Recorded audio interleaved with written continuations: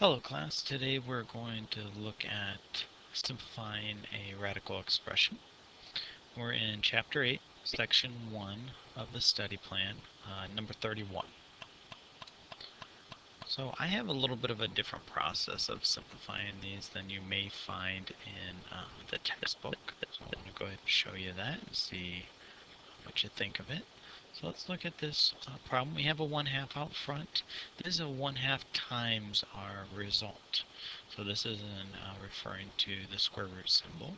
And then we have 36 x to the 10th, y to the 4th. Okay, so let's look at what we have here. So I'm going to leave the 1/2 out front. That's going to be multiplied by anything that is removed. So let's start with 36. 36 and break it down into its primes. Start with 2.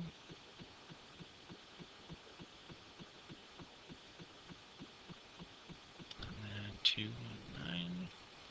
And 3 and 3.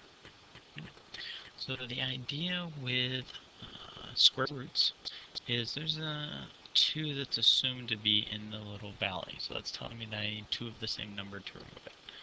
I have a pair of 2's. So I remove a 2. I also have a pair of 3's. So I remove a 3. These are all being multiplied together. Nothing else was left over.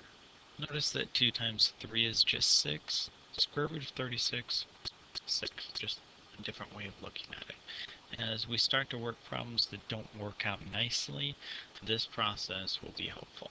X to the 10th. Well, x to the 10th is 10x's. 6, 7, 8, 9, 10. Okay. So I start identifying, do I have a pair? Yep, we got a pair. So we get an x.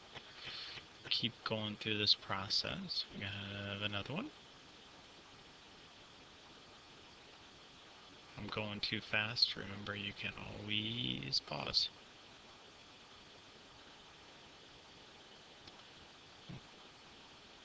So we end up finding that there are 5 pairs.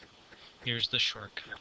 Since this is a square root, all I have to do is take the exponent, divide it by 2 because it's a square root, and that will tell me what comes out. So x times x times x times x is x to the 5th. That's a shortcut. So see what you get for y when you use the shortcut. So if you have y to the 4th,